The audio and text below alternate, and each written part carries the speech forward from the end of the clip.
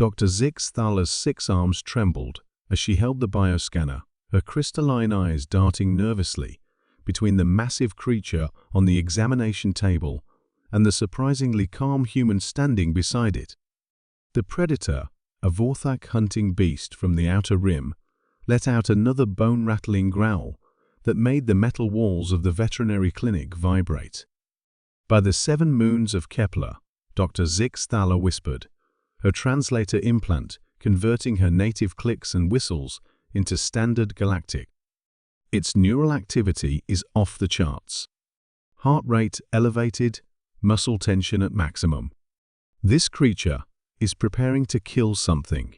Captain Sarah Chen, the human in question, merely chuckled and scratched behind one of the Vorthak's armored ears. The beast, despite being the size of an Earth rhinoceros, with twice the teeth and 3 times the attitude, leaned into the touch like an oversized cat. "Relax, Doc," Sarah said, her voice carrying the easy confidence of someone who had spent years in the deepest corners of space. "Rex here isn't planning anyone's demise. He's just had a bit too much fermented Andromedan fruit. Haven't you, boy?" The Vorthak, apparently named Rex, rumbled again, though this time the sound seemed more like contentment than threat. Dr. Zixthaler's bioscanner beeped frantically as it tried to process readings that made no sense according to any known xenobiology textbook. "Impossible," the Altarian veterinarian muttered, consulting her holographic notes with 2 hands, while keeping the other 4 ready to activate the emergency containment field. "Vorthaks are apex predators. They don't consume fermented organic matter. Their digestive systems can't process alcohol." "That's what I thought too," Sarah admitted. Pulling up a chair. Standard furniture was always too small for most alien species, but humans seem to fit everywhere. Until I caught Rex sneaking into the cargo hold 3 days ago. Turns out, he's developed quite the taste for those purple fruits we picked up on Andromeda V. Dr. Zixthaler's eyes widened. Andromedan fruit was notorious throughout the galaxy, not for its taste, which was reportedly divine, but for its incredibly potent fermentation process. When exposed to oxygen, the fruit's natural sugars converted into an alcohol compound so strong that it was banned on 17 different worlds. "You're telling me," the doctor said slowly, "that this creature, the Vorthak, one of the most feared predators in known space, is intoxicated." Rex chose that moment to attempt standing, swayed dramatically to the left, and then settled back down with what could only be described as a hiccup. The sound was somewhere between a steam engine and a dying star. Sarah grinned, completely plastered. The examination room fell silent, except for Rex's rhythmic, somewhat labored breathing. Dr. Zixthaler lowered her scanner, her scientific mind struggling to process this unprecedented situation. In her 40 years of xenoveterinary practice, she had treated everything from microparasites that existed in 11 dimensions to gas giant whales that communicated through gravitational waves. But a drunk Vorthak was definitely a first. "How?" she finally asked. "How did you even realize what was happening?" Sarah's expression grew thoughtful. "Well, the first clue was when he started trying to sing along to my music collection. Vorthaks don't have vocal cords designed for music, but that didn't stop Rex from trying. The second clue was when I found him attempting to make friends with his own reflection in the ship's mirror. And the third," she gestured to the Vorthak, who had somehow managed to position himself upside down on the examination table, his massive paws waving gently in the air. "The third clue was this morning when he tried to hug a maintenance droid and accidentally crushed it into scrap metal. He spent 20 minutes apologizing to the remains." Dr. Zixthaler blinked rapidly, a sign of deep confusion in her species. "Vorthaks don't apologize. They don't feel remorse. They're hardwired for hunting and survival."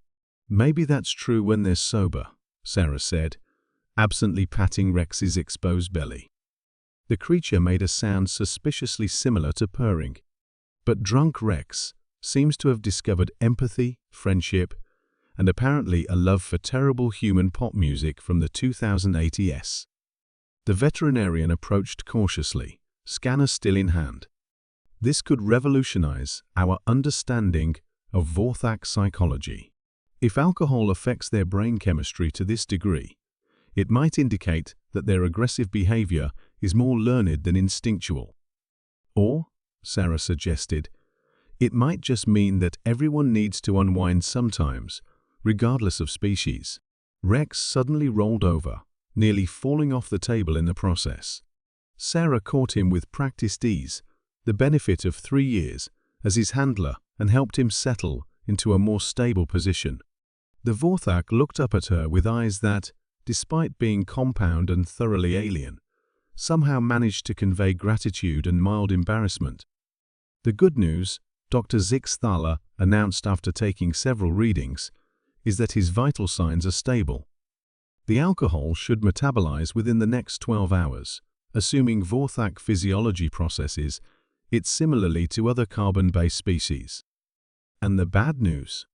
Based on these readings, he's consumed enough fermented fruit to intoxicate a small spacecraft.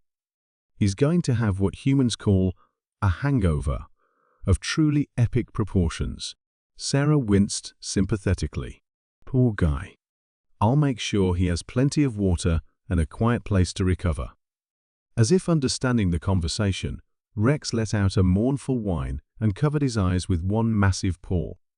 Dr. Zixthala found herself fighting the urge to pat his head consolingly, a dangerous impulse when dealing with any Vorthak, intoxicated or otherwise. Captain Chen, the doctor said finally, you may have just made the most significant xenobiological discovery of the decade. By accident. Sarah shrugged. Wouldn't be the first time. Last year, I discovered that Centauri tree serpents are actually excellent at poker. The year before that, I found out that quantum crystals from the Magellanic Clouds make fantastic nightlights. Rex hiccuped again, a sound that rattled the medical instruments on their shelves. Somewhere in the distance, another patient, a nervous Procyon with feather scales, squawked in alarm. Well, Dr. Zixthala said, making notes that would probably spawn a dozen research papers. I suppose every day in xenoveterinary medicine brings new surprises. Though I never expected one of them to be a hungover apex predator with separation anxiety. As if on cue, Rex reached out with one claw and gently touched Sarah's hand, his massive head tilting in a gesture that transcended species barriers, the universal look of someone who had made poor choices and was seeking comfort. Sarah smiled and scratched his armored chin. Don't worry, buddy. We've all been there.